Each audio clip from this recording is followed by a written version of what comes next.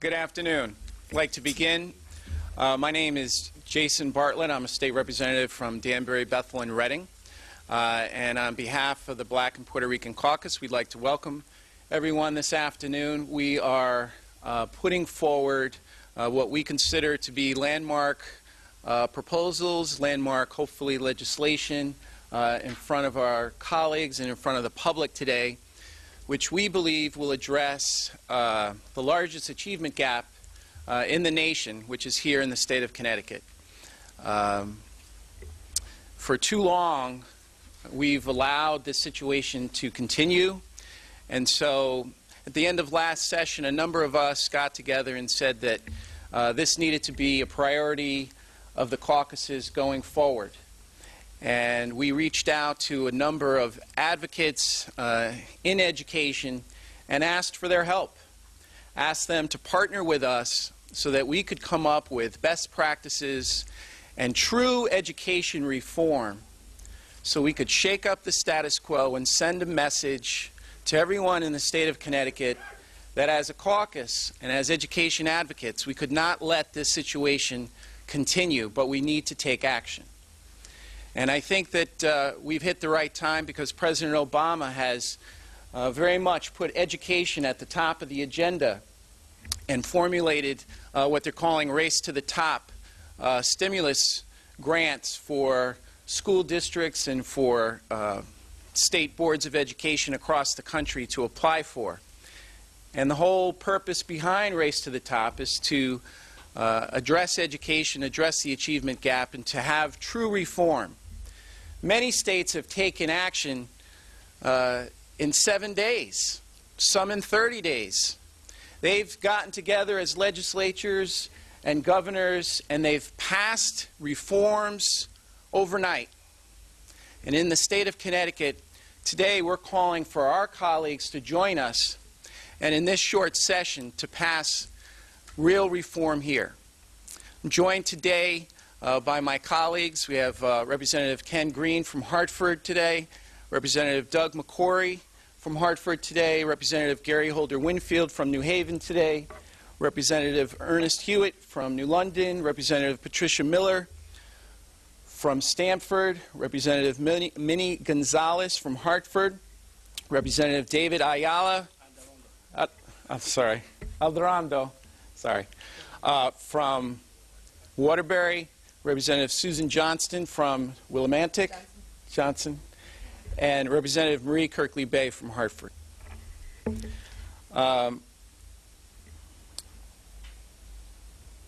Wanted to go over with you very quickly in a narrative the 10 proposals that we're going to be putting forward, and then I'll ask a few experts to highlight a couple of the different proposals, and then we'll have other members of the caucus make comments. The first proposal, number 1, will deal with student progress and tying that in to teacher progress. So we are looking for models to be developed in every school district that's a priority school district that will link student achievement and teachers together. This model is based much like on what New Haven has done already. So we are asking other school districts across the state to look at the New Haven model and what they've accomplished in New Haven and to develop something that fits their school district. If these priority school districts don't do that, then we will be looking for the Commissioner of Education to develop the model for them, and that will be their model. So New Haven has done some revolutionary reforms in this area, and we're looking to expand those reforms statewide. Our language will be very similar to language that was already put forward in front of the State Board of Education in the state of Connecticut that was not adopted, but was discovered by the state of Illinois off of that presentation And Illinois took our language that one of the education advocates offered to our state board and adopted it in the state of Illinois. So we are repositioning that language in front of our colleagues. Point number 2 is excellent school leaders. This is something that's happening across the country where there are alternative routes to become a principal, a school leader. Much of this concept is focused on teachers who have high achievement and allowing them to become principals quicker and with less rigorous standards that we have in the state of Connecticut. Basically, we would change the years from 4 years to 3 years, and we would have them mentor under an existing principal, and we have an expert here that can speak closer to that. Number 3 is higher standards for all students. So oftentimes we heard during Campaign Learn's forums across the state, of which we did 4, we heard that, often the community, teachers, different folks don't have as high a standards for our kids, and that they're kind of put into either tracked, we heard that in Stamford, or they're put into situations where teachers don't have high expectations. Well, we have high expectations for our community. And so AP and the curriculum behind AP is one that we embrace. And we know through the Project Opening Doors program that's taking place as a model across the state of Connecticut, that program has worked, that our Black and Latino kids have thrived there, and we look to duplicate that program in all of our existing priority school districts and to adopt that curriculum statewide. Number 4 is a task force. We don't want this to be the end of the conversation. We don't want today to be the end of the focus or this session. So we're looking for the commissioner, we're looking for our leadership in the House and the Senate to appoint folks who are advocates, and hopefully some of us, that will follow what's happening in the state of Connecticut in terms of the achievement gap, that will highlight that, and will work off of these proposals to continue to offer reforms to the state of Connecticut and to demonstrate whether or not the kinds of initiatives that take place, or the race to the top, if it comes into Connecticut, if that actually is successful. The 5th one is the parent trigger. Now, the parent trigger is an adopted idea from the state of California. The state of California said that if 51% of the parents in a failing school district get together and basically petition and have a referendum, that in California that school could be reconstituted or become a charter school. In the state of Connecticut, we want to look at parent empowerment. And we have identified, the Department of Education in our state has identified 185 schools that are failing in our state. 185 schools that are failing.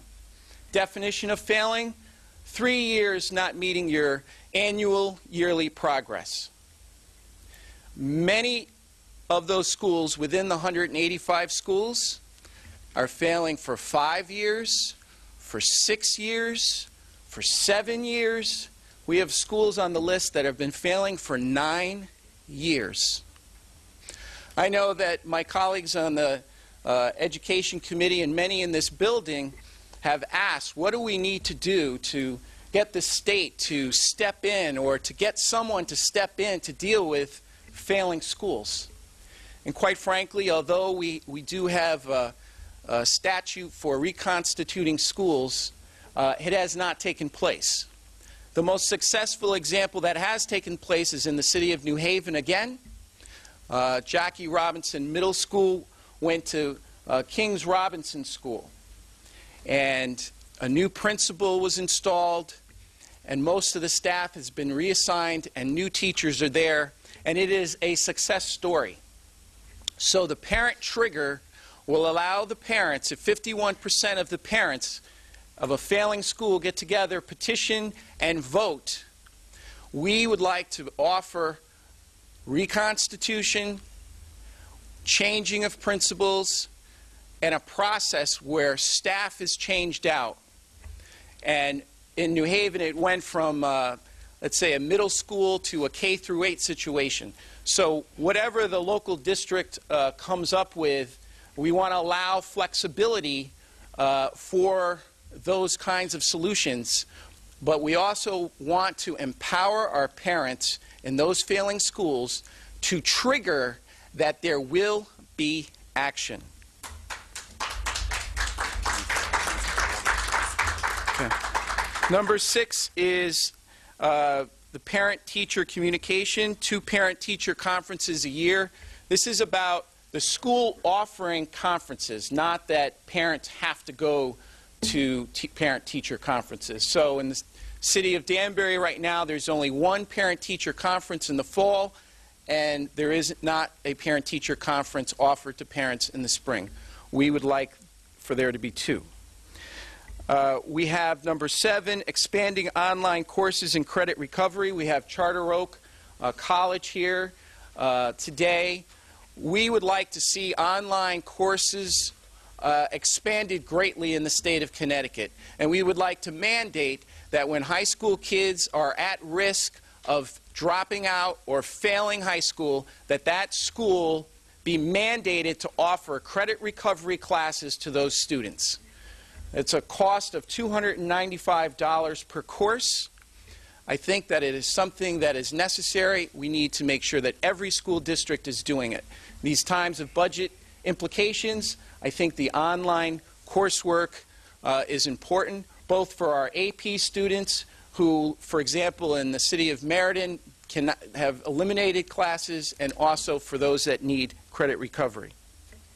8 is tax breaks for teachers in priority school districts. We're looking for the Commissioner of Education and OPM to set up a pilot program where collective bargaining agreements can be opened, and the state of Connecticut would be a partner with that school district so that we could get longer school days and Saturday classrooms. We would like standards to be set up so that priority districts could apply for that, and every teacher in that district who participates for longer school days and Saturdays would not have to pay the state's income tax. Adult education reform. We know right now that kids that go from high school into adult ed do not have the proper support services for when they go into adult education. So a kid right now could go into adult ed on October 30th, and he gets no monies go with that child. So what we're saying is if a child leaves the high school and goes into adult ed before half of the school year, that a percentage of the ECS money that was allocated to that child goes with that child into adult education so that he actually graduates from adult ed and actually gets the support services that he should get. The final point is the census count reform, and that deals with the counts that are taken October 1st. ECS is based off of a count October 1st of the last year for this year. So what we're saying is that that should be pushed out.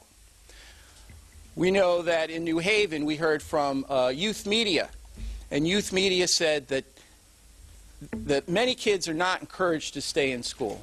In fact, maybe the opposite is true. Well, if we change the date, the financial incentive to go into adult ed is gone. If you do the count in March and the schools can't count for the ECS grant the next school year until March, then I believe that kids will be in school longer and schools will do what they have to do to support those children. That's why that is important. It used to be in March, it used to be in the spring, and then for bureaucratic reasons or whatever, it was moved to October. Well, in this day of technological advances in software, there's no reason why we can't do our ECS counts March 1st. So those are the reforms that we are advocating for today. These reforms we're advocating, on one hand, to achieve the race to the top funds, to be able to get the $185 million that we could potentially get. But we stand before you today to say that we want to do everything that we can do to put the state in a place where we can get the race to the top funds. But if we do not receive race to the top funds, we stand before you for our children and for our communities to say we're still going to have education reform in the state of Connecticut.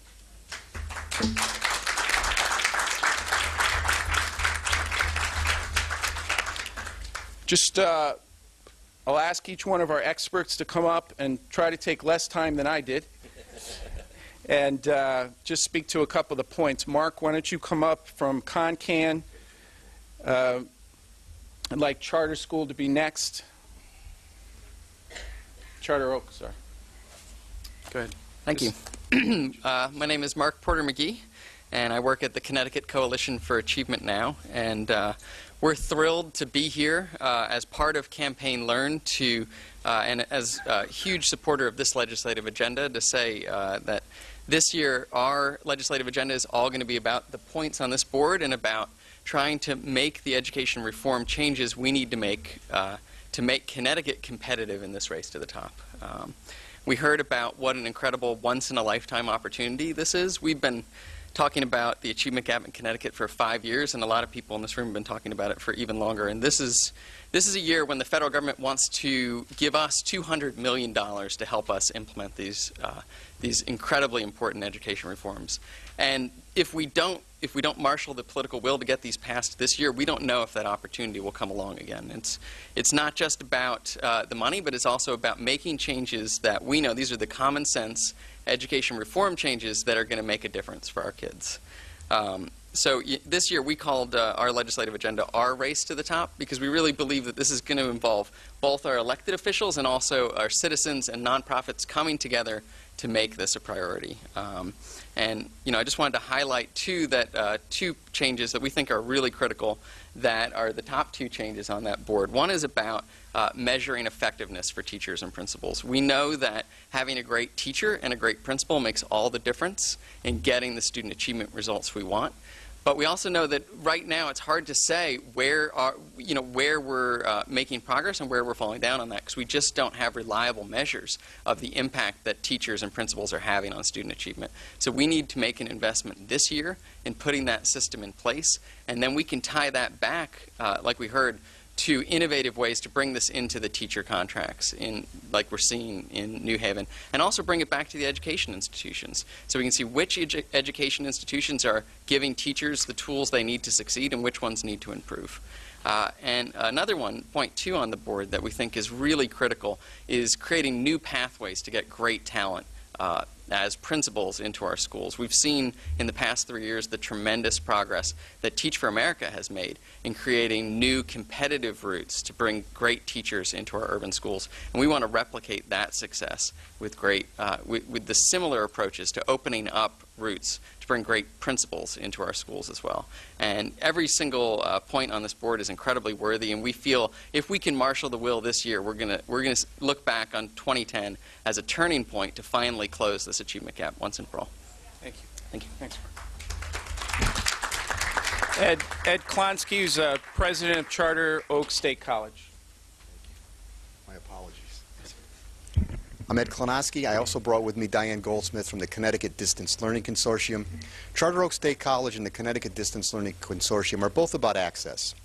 We see distance learning, courses that use the internet to project themselves to students, as a way to provide curriculum to students wherever they sit. So we see this campaign and what this caucus is about as a way of extending access to students. Put simply, distance learning will guarantee that no high school student will ever fail to graduate because he or she couldn't get a course he or she needed when they needed it. And the when is the interesting piece. Imagine a scenario in which a student starts algebra in September, runs into issues, needs to restart algebra.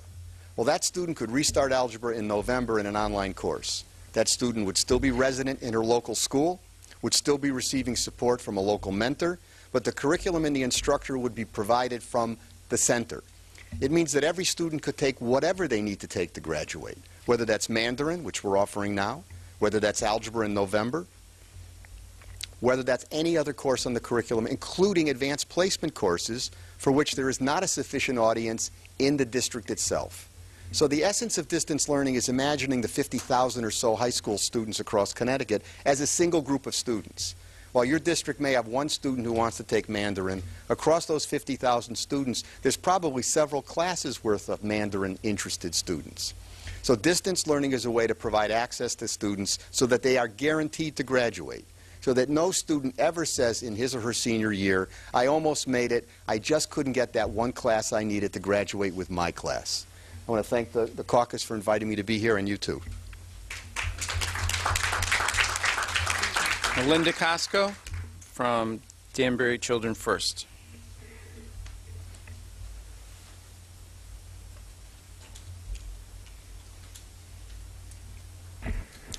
Hello, I'm Danbury Children First. I'm the executive director there, and I want to thank the caucus and Campaign Learn for reaching out to communities, including ours.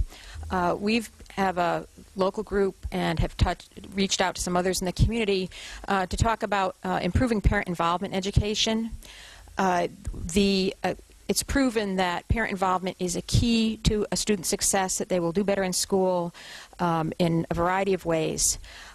We know from our experience in talking to hundreds and maybe thousands of parents from many different backgrounds that they all want the best education for their children. We also know that most teachers are in the field because they care about education and they care about their kids. One of the places that this breaks down is there's not enough communication between parents and teachers. And in the state of Connecticut, there's currently no requirement for parent-teacher conferences. By requiring 2 parent-teacher conferences throughout the state of Connecticut, it would provide a definite opportunity for parents to talk to teachers at least twice a year. And then we also want the participation rates of parents to be measured. This is not to be punitive on parents, but this is to encourage schools to reach out, be welcoming, encourage parents to speak to the teachers. Parents are the first teachers, nurturers, and role models for their children, and they want the best for their kids. They know their kids the best. Teachers want the best education. We need the 2 adults who have the same concern communicating at least twice a year. There are schools that, in fact, we've got 2 principals on our committee, and one of them was saying, well, you know, we have 1 parent-teacher conference a year, and parents are always welcome to come and talk to teachers. And that's good for some parents, but we have to realize that we have parents of many different backgrounds, many different work schedules, many different experiences with education. Some of them have less or more education. Some of them had bad or good experiences with education. And so by measuring participation rates, we believe that schools, leaders, and teachers will be encouraged to be welcoming and make sure they have that connection with the parent. It's proven that supporting learning at home is very critical, and I guess my time's up, so thank you very much. Thank you. This is a no-cost strategy to improve student outcomes. Thank you. We'd like to have Gwen Samuel come up to talk about the parent trigger. All right, very brief, everyone. Good afternoon, everyone. We're going to have to do better than that because we have a long journey in a short legislative session. So good afternoon, everyone. Good afternoon. Because it will take a whole community to initiate the changes we need for all our kids to succeed.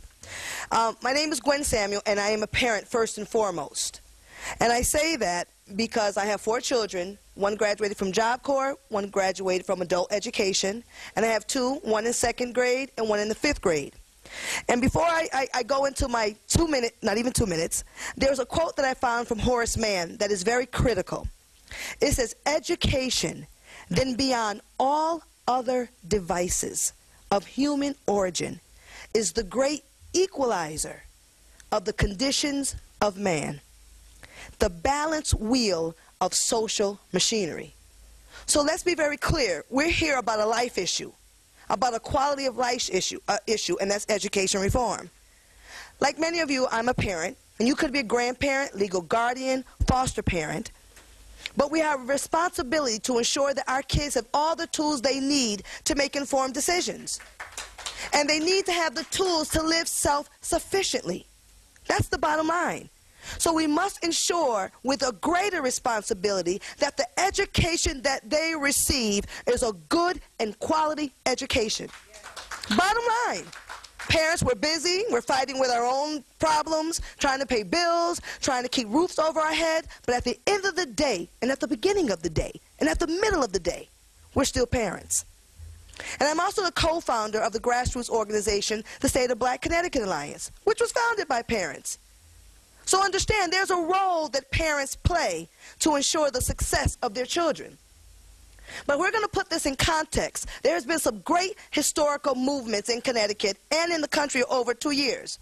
We elected the first African-American president in 2009.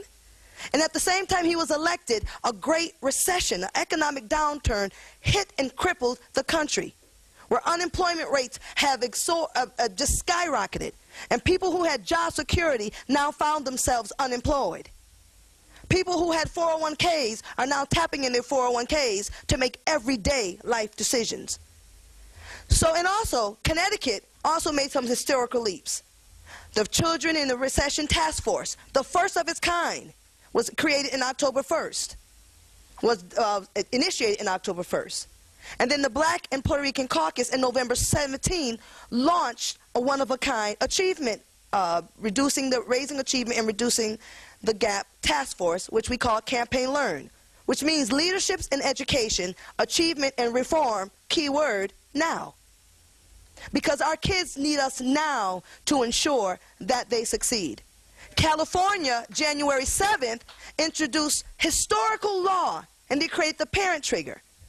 Because let's be very clear, ladies and gentlemen, it's not just administrators, it's not just educators, it's not just the teachers.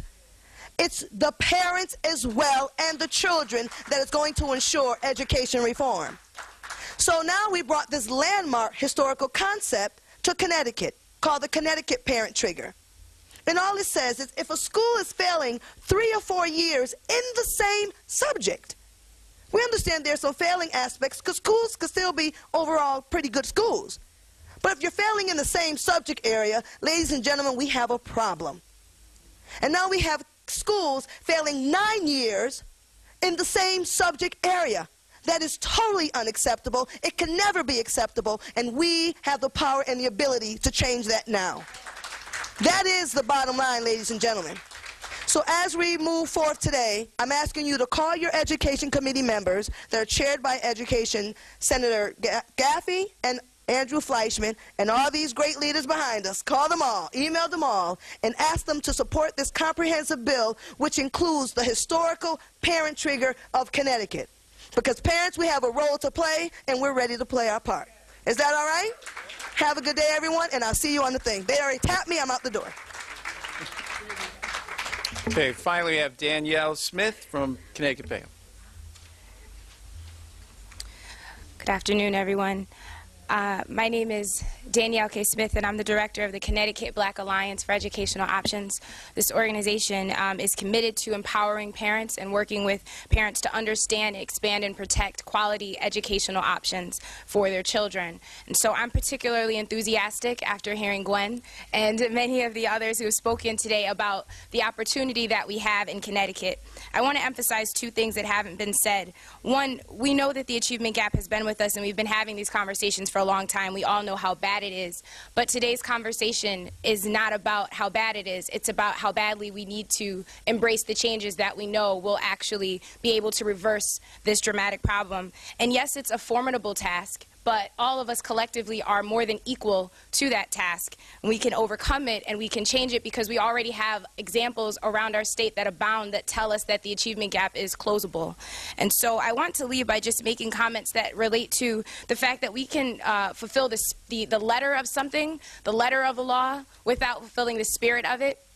And so it's been referenced several times today that Connecticut has the opportunity to compete along with the other 49 states for Race to the Top dollars, and that this is intended to incentivize the reforms that we know are smart policy, the things that we've known we needed to do for low-income children, children of color, and other children across the state in order to ensure high educational outcomes, but we've not done them. And so this is an opportunity for us to go beyond just figuring out what's the bare minimum that we need to do to begin to create change and to embrace the spirit of this opportunity, which would allow us to go well beyond that and to finally close a gap that is, as Gwen said, unacceptable. And so today is the opportunity for us to do it. It's the opportunity for us to look at the 10 items that the Campaign Learn coalition partners have emphasized for this year as our priorities. And even if you don't agree with every single one of them, to get behind those items that you fully do support, because all of these things have their role to play.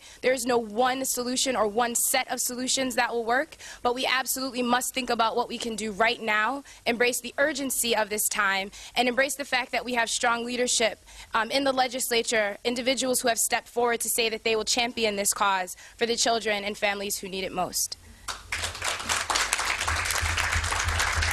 Thank you. I'm going to open it up to questions. Why does this need to be legislation? I mean, New Haven has already taken on some of these reforms its own. Why does it need to be?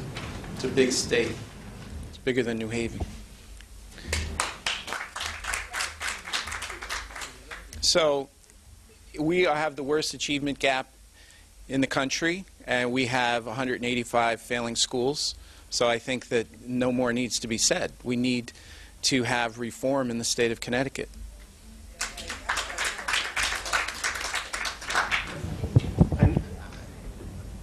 Do you have a bill already, or is this going to be separate bills? February 17th, the three of us, Representative McCrory and Representative Miller, and myself, serve on education. We'll be asking that the concept to be raised, the achievement gap, and we'll have draft legislation to follow these concepts. You want to incorporate all of these recommendations in one bill? Yeah, well, we've been here a while. We know what the process is, and I'm sure that some of these concepts, like there's an adult education bill, so that concept, and we'll probably attack it there.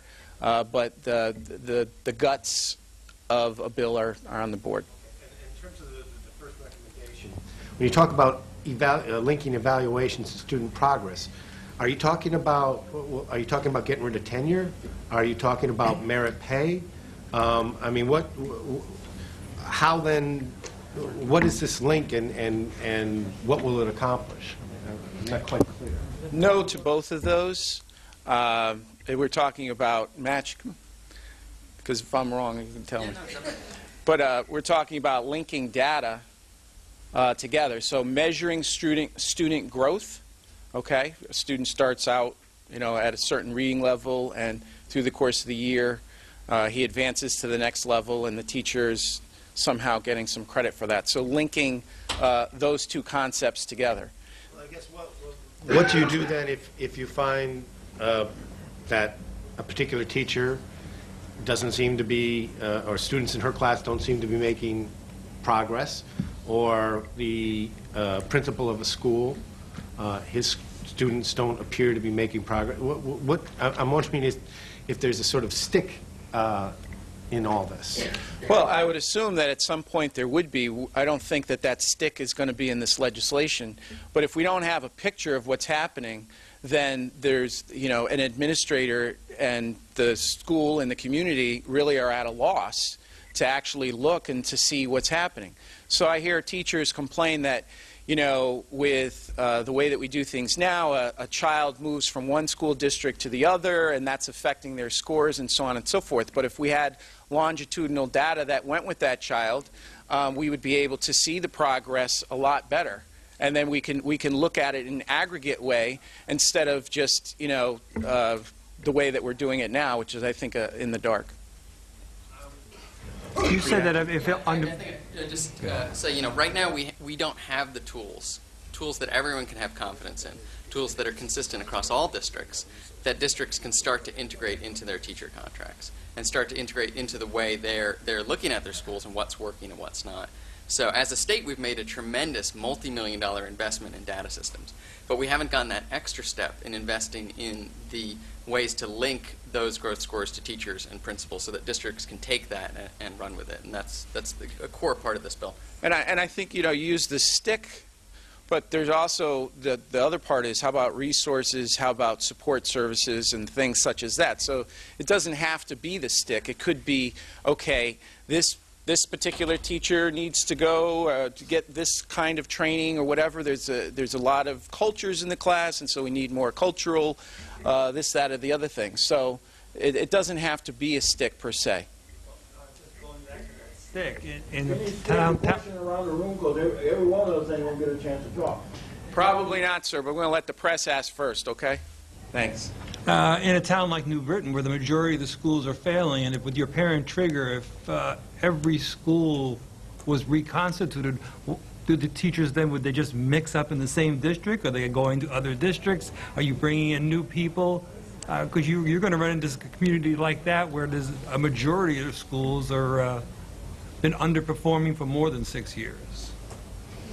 Well, for starters, I think that even just with a new principal in a school, that you will see significant differences just with one school leader. So we could literally start there.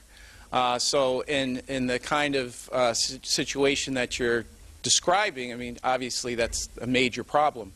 But if even in just that setting, that there was a new leader for that particular school that trigger would bring on, I believe that we would see differences. In terms of I don't know whether I'm being nitpicky or not here, but a tax break for teachers. I'm not quite sure how that would work, but I mean, Representative Green's, I believe, a social worker. Would he get the tax break? You need a custodian to keep the school in good working order so that you can have Saturday classes. Would the school custodian also qualify for, an income tax break? I don't think that seems a little nebulous. Well, and I haven't worked out every last detail. The idea, I asked OFA to come up with numbers. If we had every priority school district in the state of Connecticut and we had all the teachers not pay income tax, what would that look like? And it came out to $30 million. Right. So that was the figure. So if we were to do that, say, in 4 or 5 priority school districts and do it as a pilot and roll it out and measure the results of that and measure, I think everybody agrees that longer school days and Saturdays make sense. So how do we incentivize getting there? How can the state be a partner to those superintendents that are looking for, everybody's looking for more resources? Well, this is another way to go about what we're trying to achieve, to get the kinds of best practices that we're looking for. People attached to that $30 million, and is that administrators as well? I just asked, the question was teachers, so I'm not sure how they did it. I have to go back and ask them how they. I don't have it on the top of my head. I was looking through my notes. I can't recall. Was there at some point some discussion? I thought there was some sort of discussion about opening up teacher contracts, a mechanism for doing that. Or am I confusing that with something else? It was tied to the income tax idea. So right now I'm assuming that everybody has a collective bargaining agreement and so on and so forth. So either as they renew or if a district wanted to utilize that opportunity, that would be how they would do it. In terms of the task force that you propose, what sort of deadlines would you imagine? I mean, because obviously, they would be. I'm assuming you would want them to do some research and perhaps recommend legislation. Or I'm just wondering if you have any sort of time frames envisioned with how that would work.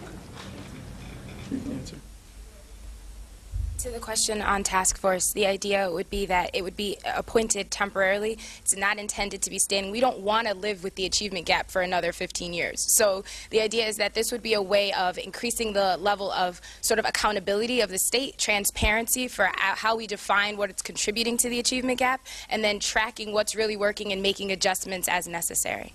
So I guess what I'm trying to wonder, would you like to see, if this task force should come to be, would you like to have it, submit a report, next February, something like that? I'm just wondering. Absolutely. We would be looking for the next legislative session. yes. Okay. I was reading the CONCAN report yesterday, as a matter of fact, the new one you just put out. It's very similar to what your goals are. Did you both work together on this? Did one come before the other? And what was the gentleman's last name from CONCAN, Porter. please? Porter? Porter McGhee. Well, CONCAN, we have several partners.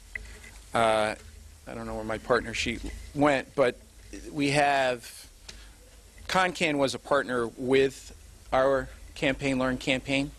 So, yes, I asked them to submit proposals to us. How likely do you think that this this proposal is going to get through the Education Committee and to the floor of the House or the Senate? Well, we're going to be very persistent, and I believe that large parts of this will survive.